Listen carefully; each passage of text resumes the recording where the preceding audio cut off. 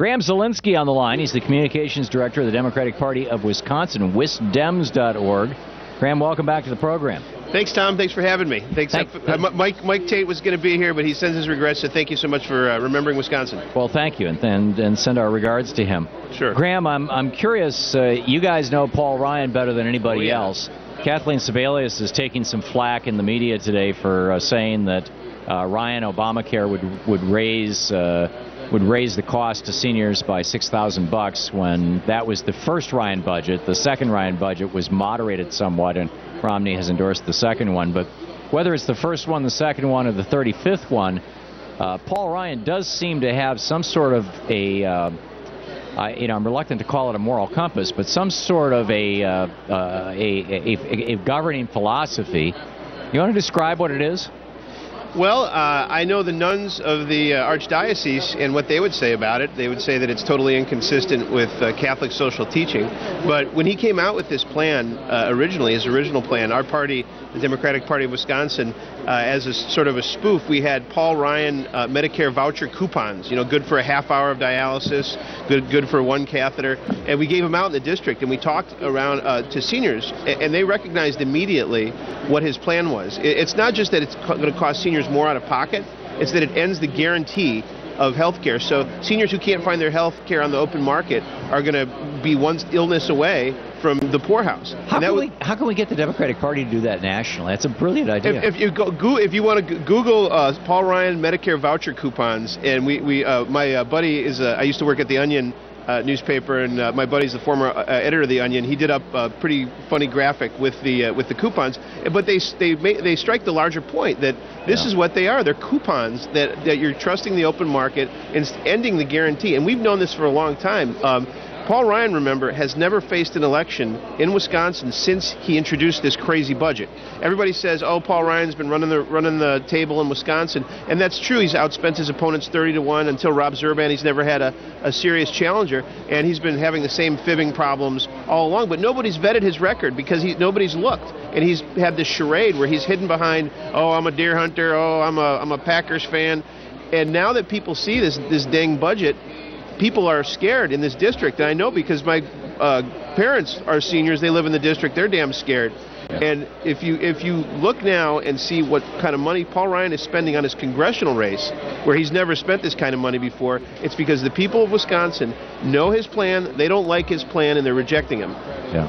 Now, speaking of rejecting, I'm curious, there's a piece on Common Dreams right now, and it's repurposed from someplace else, I'm not sure where, about how a canvasser for Obama in Madison gave up because she was in Democratic districts knocking on so many doors where progressives were saying Obama didn't come to town to fight for the recall. He has dropped the ball on this, that, or the other thing. Take your choice: free trade, NDAA, whatever. And we're just not as enthusiastic as we were last time around. How are you going to close that enthusiasm gap? How do you bring those people back? How do you get those yard signs out there? How do you wake people up and get them going again when some progressives, and I'm not one of them. I think President Obama's done a reasonably good job given the circumstances. But you and I both know there are a lot of people who are sitting around saying, well, it wasn't perfect, damn it, so I'm not gonna be there like I was 4 years ago. Yeah, well, I mean, the perfect candidate can only be find me the perfect candidate.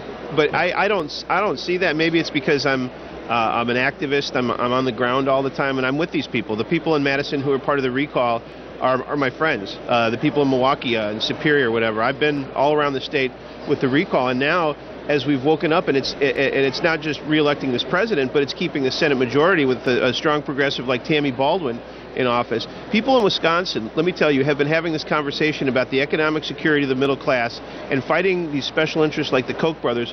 We had the battle come to us a little early, and I haven't seen this piece that you're talking about. Your experience is that those people who worked on the recall are still equally as enthusiastic. And you look at our delegation here to this convention. I think something like 75% of them are newcomers, and all those newcomers, I think to a woman and a man, all of those newcomers were woken up by the recall, and now they're here supporting the president because those same values about the economic security of the middle class and what's going to happen to us. Who's going to rule? These Koch brothers, are they going to come in and be able to buy our state? Or are you going to be able to fight back and right. organize? And, well, they did successfully buy your state, in the recall. Yeah. Do you think that they're going to do it again in the general election? And no, and there's many reasons when it comes to timing, when it comes to turnout. Turnout was actually a lot lower than was predicted. Let's not forget. I think Scott Walker didn't win on the question of is Scott Walker a good governor or not. He won on the question of do people like recalls and. Well, that's because they ran all these ads saying, we don't like recalls. For 7 months. For 7 months, they had the air to themselves. I think it's a lot fairer fight when it comes to the resources that President Obama has now. It's a lot fairer fight when it comes to the resources that Tammy Baldwin has now. And the argument is so much clearer. And then other stuff that we haven't talked about. Students are going to be able to vote now that weren't because of the Republican game changing on the rules.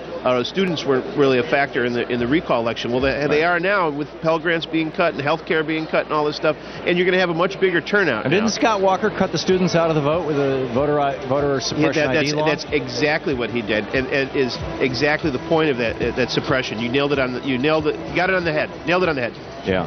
I never refer to them as voter ID laws. They're suppression. Jim Crow. Everybody should call them voter suppression Modern ID laws. Modern day Jim Crow, absolutely. Yeah, it absolutely is. Graeme Zielinski, the communications director of the Democratic Party of Wisconsin, wisdems.org is the website. Thanks, Graeme. Thanks a lot, Tom.